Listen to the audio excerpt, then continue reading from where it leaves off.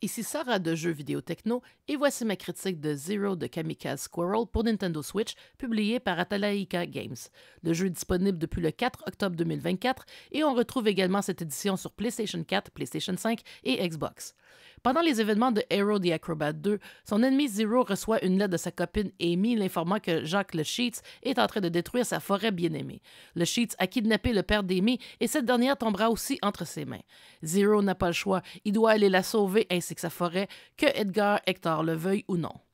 Troisième volet de la trilogie de Aero the Acrobat, Zero de Kamikaze Squirrel est sorti initialement sur Super Nintendo et Sega Genesis en 1994. La version Genesis est par ailleurs celle utilisée pour ce portage sur console moderne. Tout comme pour les deux jeux d'Aero the Acrobat, des améliorations ont été apportées pour rendre le jeu aussi facile que possible si on le désire, comme l'invincibilité et des vies illimitées. On retrouve également une galerie d'images et on peut choisir de jouer la version anglaise originale ou la traduction japonaise du jeu. Le design visuel est réussi, mais celui des tableaux est moins inspiré. La musique n'est pas non plus aussi mémorable que dans les jeux précédents. De plus, le jeu est assez court si l'on sait ce que l'on fait, puisqu'un bon joueur peut le terminer en environ 1 heure, comparativement à 1h45 pour le premier Aero the Acrobat et 2h30 pour le second. Sur les 15 niveaux de Zero de Kamikaze Squirrel, certains sont plus corsés, mais en général, on retrouve les environnements auxquels on s'attend d'un jeu de plateforme des années 90. Certains de ces niveaux offrent un peu de variété en remplaçant les plateformes par une folle course en bateau à moteur sur une rivière truffée d'obstacles. Zero se contrôle mieux qu'Aero dans les jeux précédents, mais tout comme son ennemi, il fera appel à des coups spéciaux nécessaires pour battre certains boss.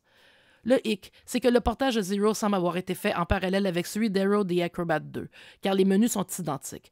Tout comme dans le portage du jeu précédent, les commandes ont été caviardées du manuel numérisé sans être remplacées par celles de la console moderne et on ne retrouve pas non plus de liste distincte des commandes du jeu. Ainsi, pour connaître la combinaison de touches nécessaires pour battre le boss final du jeu, il aura fallu consulter une copie en ligne de la version Genesis du manuel d'origine et ainsi figurer l'équivalent sur Switch. Le jeu lui-même roule généralement bien, mais il a tout de même gelé en plein combat final après avoir tenté de consulter le manuel dans le menu. Au final, Zero de Kamikaze Squirrel est un bon portage d'un jeu classique et recherché, même s'il s'agit du maillon faible de la trilogie d'Aero the Acrobat.